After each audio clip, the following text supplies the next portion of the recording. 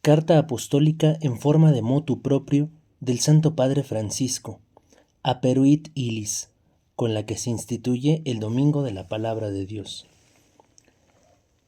Les abrió el entendimiento para comprender las Escrituras. San Lucas 24:45. Es uno de los últimos gestos realizados por el Señor resucitado antes de su ascensión. Se les aparece a los discípulos mientras están reunidos. Parte el pan con ellos y abre sus mentes para comprender la Sagrada Escritura. A aquellos hombres asustados y decepcionados les revela el sentido del misterio pascual, que según el plan eterno del Padre, Jesús tenía que sufrir y resucitar de entre los muertos para conceder la conversión y el perdón de los pecados. Y promete el Espíritu Santo que les dará la fuerza para ser testigos de este misterio de salvación. San Lucas capítulo 24, versículo 49. La relación entre el resucitado, la comunidad de creyentes y la Sagrada Escritura es intensamente vital para nuestra unidad. Si el Señor no nos introduce, es imposible comprender en profundidad la Sagrada Escritura. Pero lo contrario también es cierto. Sin la Sagrada Escritura, los acontecimientos de la misión de Jesús y de su Iglesia en el mundo permanecen indescifrables. San Jerónimo escribió con verdad: la ignorancia de las Escrituras es ignorancia de Cristo. Tras la conclusión del Jubileo Extraordinario de la Misericordia, pedí que se pensara en un domingo completamente dedicado a la Palabra de Dios, para comprender la riqueza inagotable que proviene de ese diálogo constante de Dios con su pueblo. Carta Apostólica Misericordia et Misera número 7. Dedicar concretamente un domingo del año litúrgico a la Palabra de Dios nos permite, sobre todo, hacer que la Iglesia reviva el gesto del resucitado, que se abre también para nosotros el tesoro de su palabra, para que podamos anunciar por todo el mundo esta riqueza inagotable. En este sentido me vienen a la memoria las enseñanzas de San Efrén. ¿Quién es capaz, Señor, de penetrar con su mente una sola de tus frases? Como el sediento que bebe de la fuente, mucho más es lo que dejamos que lo que tomamos. Porque la palabra del Señor presenta muy diversos aspectos, según la diversa capacidad de los que la estudian. El Señor pintó con multiplicidad de colores su palabra, para que todo el que la estudie pueda ver en ella lo que más le plazca. Escondió en su palabra variedad de tesoros, para que cada uno de nosotros pudiera enriquecerse en cualquiera de los puntos en que concentrar su reflexión. Por tanto, con esta carta tengo la intención de responder a las numerosas peticiones que me han llegado del pueblo de Dios, para que en toda la Iglesia se pueda celebrar con un mismo propósito el Domingo de la Palabra de Dios. Ahora se ha convertido en una práctica común vivir momentos en los que la comunidad cristiana se centra en el gran valor que la palabra de Dios ocupa en su existencia cotidiana. En las diferentes iglesias locales hay una gran cantidad de iniciativas que hacen cada vez más accesible a la Sagrada Escritura a los creyentes, para que se sientan agradecidos por un don tan grande, con el compromiso de vivirlo cada día y la responsabilidad de testimoniarlo con coherencia. El Concilio Ecuménico Vaticano II dio un gran impulso al redescubrimiento de la palabra de Dios con la Constitución dogmática Dei Verbum. En aquellas páginas que siempre merecen ser meditadas y vividas, emerge claramente la naturaleza de la Sagrada Escritura, su transmisión de generación en generación, su inspiración divina, que abarca el Antiguo y el Nuevo Testamento, y su importancia para la vida de la Iglesia. Para aumentar la enseñanza, Benedicto XVI convocó en el año 2008 una asamblea del Sínodo de los Obispos sobre el tema La Palabra de Dios en la vida y misión de la Iglesia, publicando a continuación la exhortación apostólica Verbum Domini, que constituye una enseñanza fundamental para nuestras comunidades. En este documento en particular se profundiza el carácter performativo de la palabra de Dios, especialmente cuando su carácter específicamente sacramental emerge de la acción litúrgica. Por tanto, es bueno que nunca falte en la vida de nuestro pueblo esta relación decisiva con la palabra viva que el Señor nunca se cansa de dirigir a su esposa, para que pueda crecer en el amor y en el testimonio de fe. Así pues, establezco que el tercer domingo del tiempo ordinario esté dedicado a la celebración, reflexión y divulgación de la palabra de Dios. Este domingo de la palabra de Dios se colocará en un momento oportuno de este periodo del año en el que estamos invitados a fortalecer los lazos con los judíos y a rezar por la unidad de los cristianos.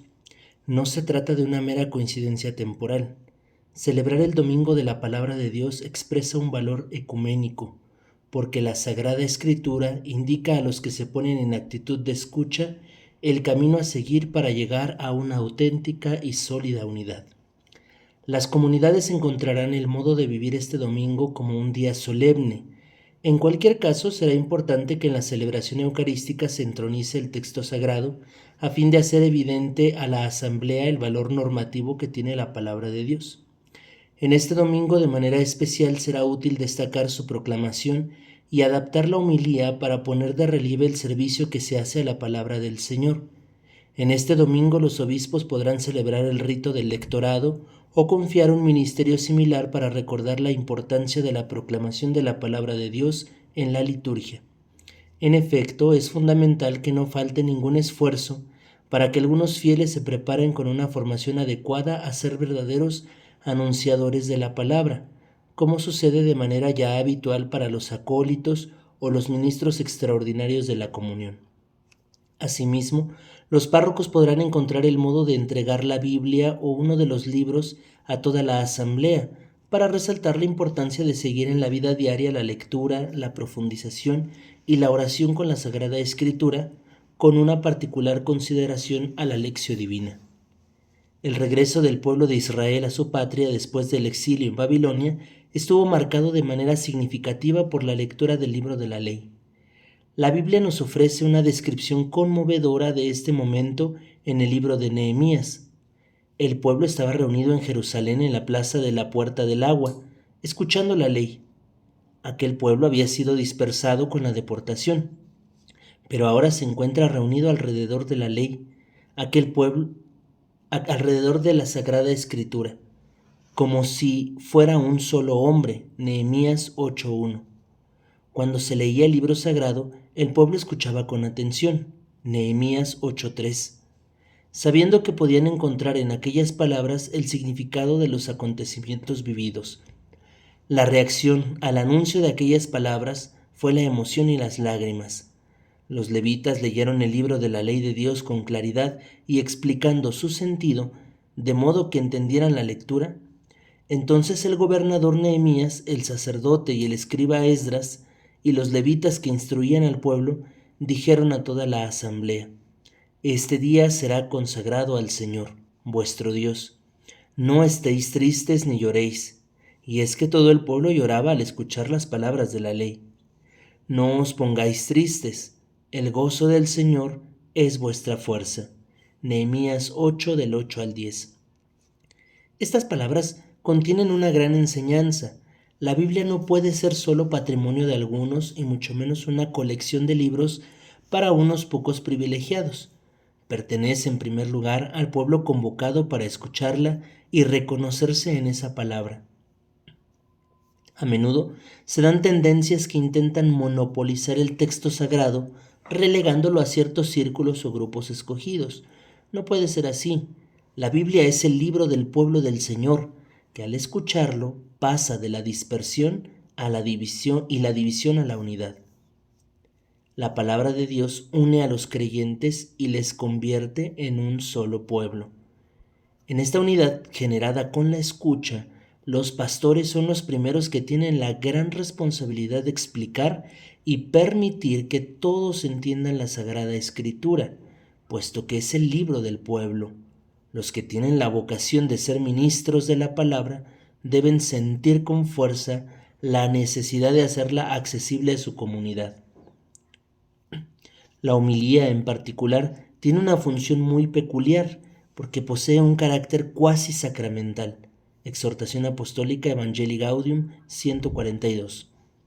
Ayudar a profundizar en la palabra de Dios con un lenguaje sencillo y adecuado para el que la escucha le permite al sacerdote mostrar también la belleza de las imágenes que el Señor utilizaba para estimular a la práctica del bien. Esta es una oportunidad pastoral que hay que aprovechar. De hecho, para muchos de nuestros fieles, esta es la única oportunidad que tienen para captar la belleza de la palabra de Dios y verla relacionada con su vida cotidiana. Por lo tanto, es necesario dedicar el tiempo apropiado para la preparación de la homilía. No se puede improvisar el comentario de las lecturas sagradas. A los predicadores se nos pide más bien el esfuerzo de no alargarnos desmedidamente con homilías pedantes o temas extraños. Cuando uno se detiene a meditar y a rezar sobre el texto sagrado, entonces se puede hablar con el corazón para alcanzar los corazones de las personas que escuchan, expresando lo esencial con vistas a que se comprenda y dé fruto. Que nunca nos cansemos de dedicar tiempo y oración a la Sagrada Escritura, para que sea acogida no como palabra humana, sino cual es en verdad, como palabra de Dios. Primera de Tesalonicenses capítulo 2, versículo 13. Es bueno que también los catequistas, por el ministerio que realizan de ayudar a crecer en la fe, sientan la urgencia de renovarse a través de la familiaridad y el estudio de la Sagrada Escritura, para favorecer un verdadero diálogo entre quienes los escuchan y la palabra de Dios.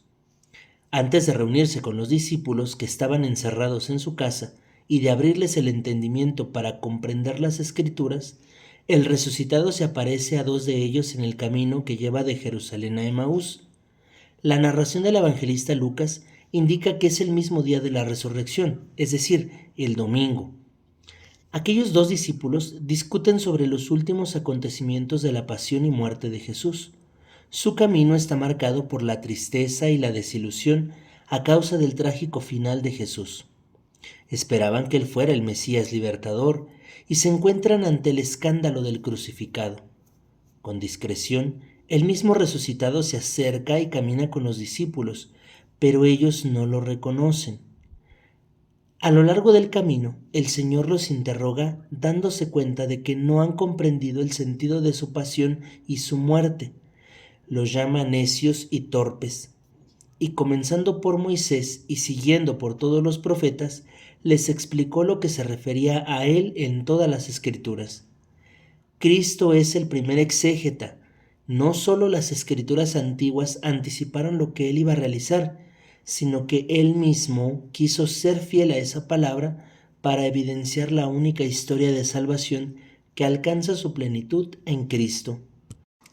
La Biblia, por tanto, en cuanto Sagrada Escritura, habla de Cristo y lo anuncia como el que debe soportar los sufrimientos para entrar en la gloria. No solo una parte, sino toda la Escritura habla de Él. Su muerte y resurrección son indescifrables sin ella. Por esto, una de las confesiones de fe más antiguas pone de relieve que Cristo murió por nuestros pecados según las Escrituras, y que fue sepultado y que resucitó al tercer día según las Escrituras, y que se apareció a Cefas. Puesto que las Escrituras hablan de Cristo, nos ayudan a creer que su muerte y resurrección no pertenece a la mitología, sino a la historia y se encuentra en el centro de la fe de sus discípulos. Es profundo el vínculo entre la Sagrada Escritura y la fe de los creyentes, porque la fe proviene de la escucha, y la escucha está centrada en la palabra de Cristo. Romanos 10:17. La invitación que surge es la urgencia y la importancia que los creyentes tienen que dar a la escucha de la palabra, tanto en la acción litúrgica como en la oración y la reflexión personal. En la segunda carta a Timoteo, que constituye de algún modo su testamento espiritual, San Pablo recomienda a su fiel colaborador que lea constantemente la Sagrada Escritura.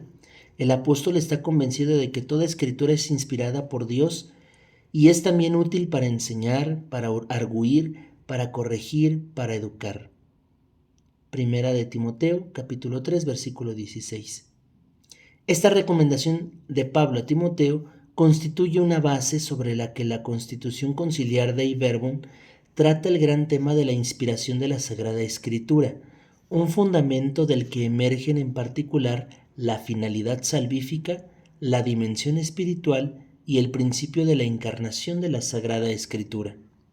Al evocar sobre todo la recomendación de Pablo a Timoteo, La Dei Verbum subraya que los libros de la Escritura enseñan firmemente, con fidelidad y sin error, la verdad que Dios quiso consignar en las sagradas letras para nuestra salvación.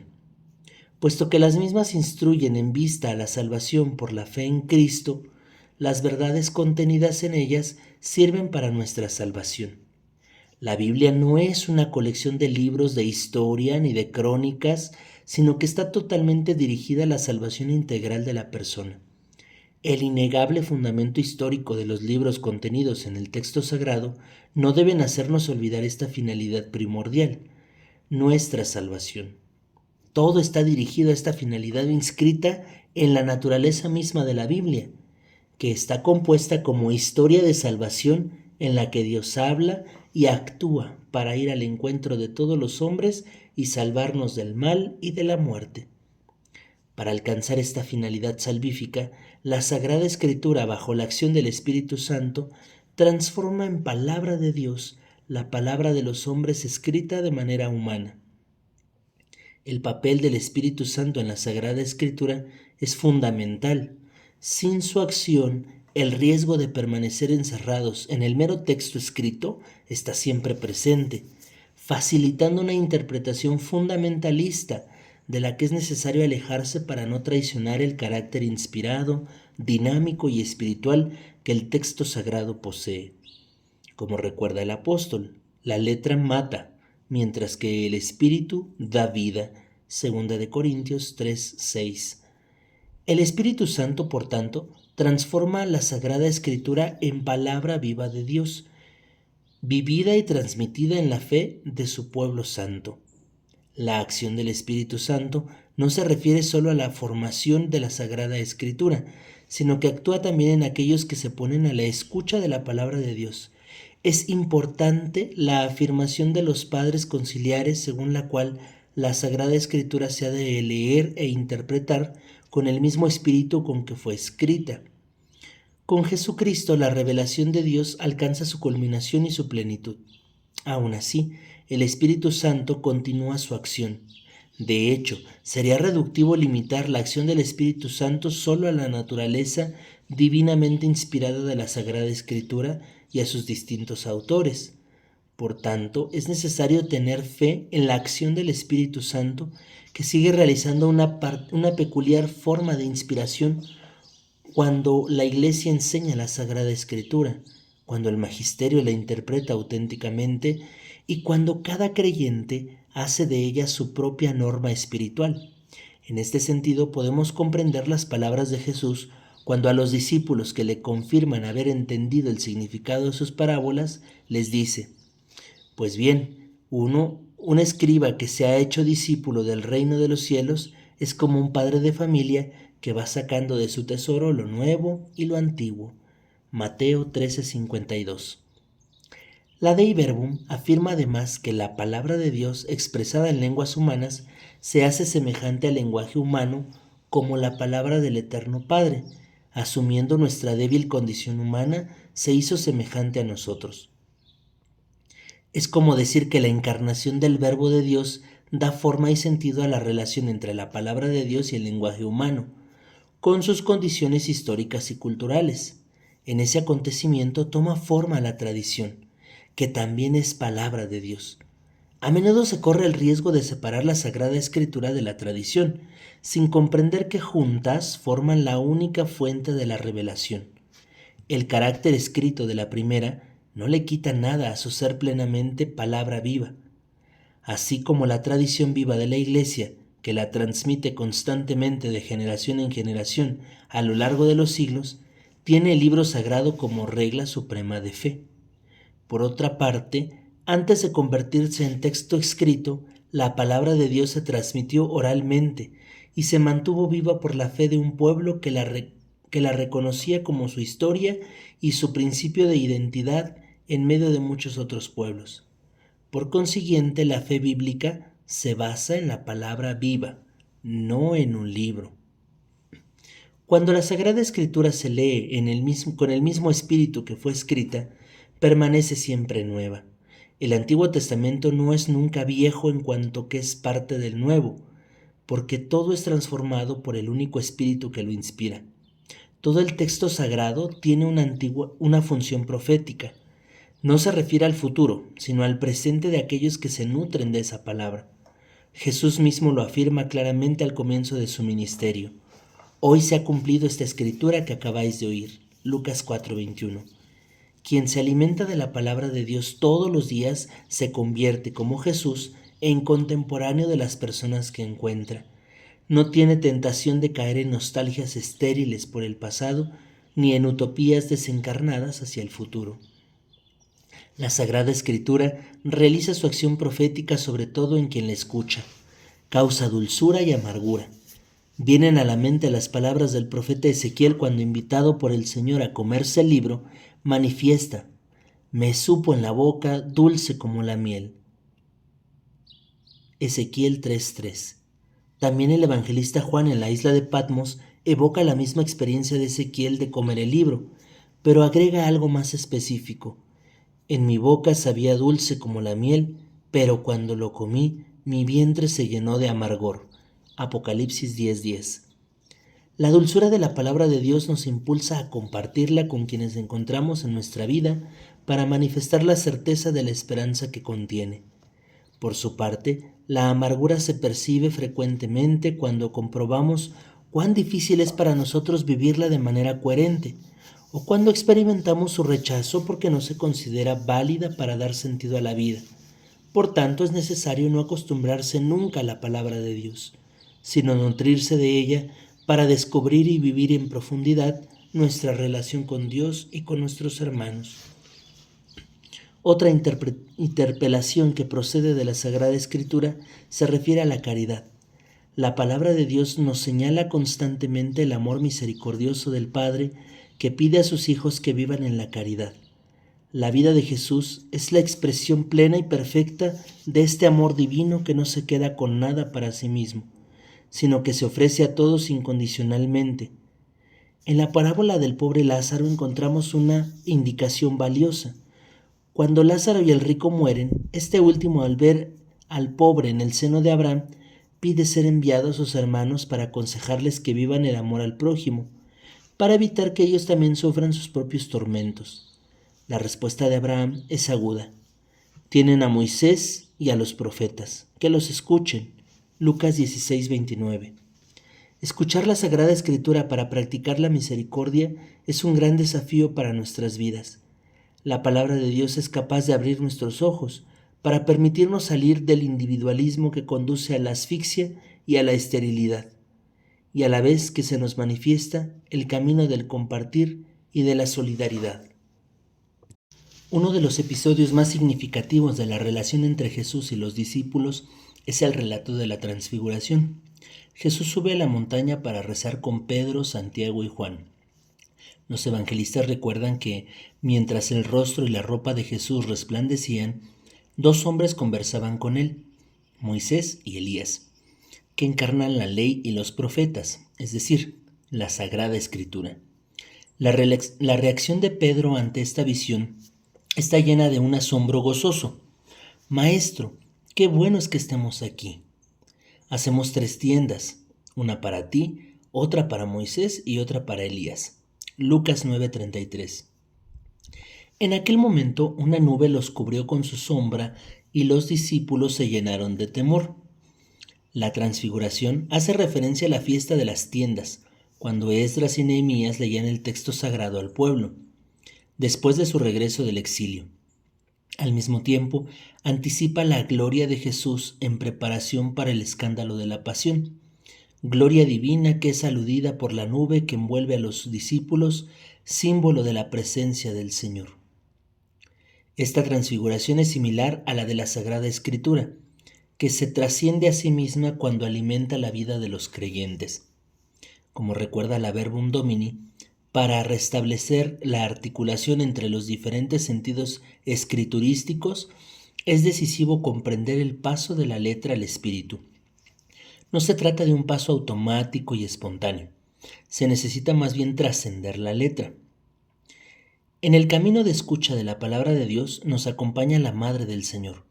reconocida como bienaventurada porque creyó en el cumplimiento de lo que el Señor le había dicho. Lucas 1:45. La bienaventuranza de María precede a todas las bienaventuranzas pronunciadas por Jesús para los pobres, los afligidos, los mansos, los pacificadores y los perseguidos, porque es la condición necesaria para cualquier otra bienaventuranza. Ningún pobre es bienaventurado porque es pobre. Lo será si, como María, cree en el cumplimiento de la palabra de Dios. Lo recuerda un gran discípulo y maestro de la Sagrada Escritura, San Agustín. Entre la multitud, ciertas personas dijeron admiradas: «Feliz el vientre que te llevó». Y él, más bien felices quienes oyen y custodian la palabra de Dios. Esto equivale a decir: también mi madre, a quien habéis calificado de feliz, es feliz precisamente porque custodia la palabra de Dios, no porque en ella la palabra se hizo carne y habitó entre nosotros, sino porque custodia la palabra misma de Dios, mediante la que ha sido hecha y que en ella se hizo carne. San Agustín, Tratados sobre el Evangelio de San Juan, capítulo 10, versículo 3. Que el domingo dedicado a la palabra haga crecer en el pueblo de Dios la familiaridad religiosa y asidua con la Sagrada Escritura. Como el autor sagrado lo enseñaba ya en tiempos antiguos, esta palabra está muy cerca de ti, en tu corazón y en tu boca, para que la cumplas. Deuteronomio 30:14. Dado en Roma, en San Juan de Letrán, el 30 de septiembre de 2019. Memoria litúrgica de San Jerónimo en el inicio del 1600 aniversario de la muerte. Francisco.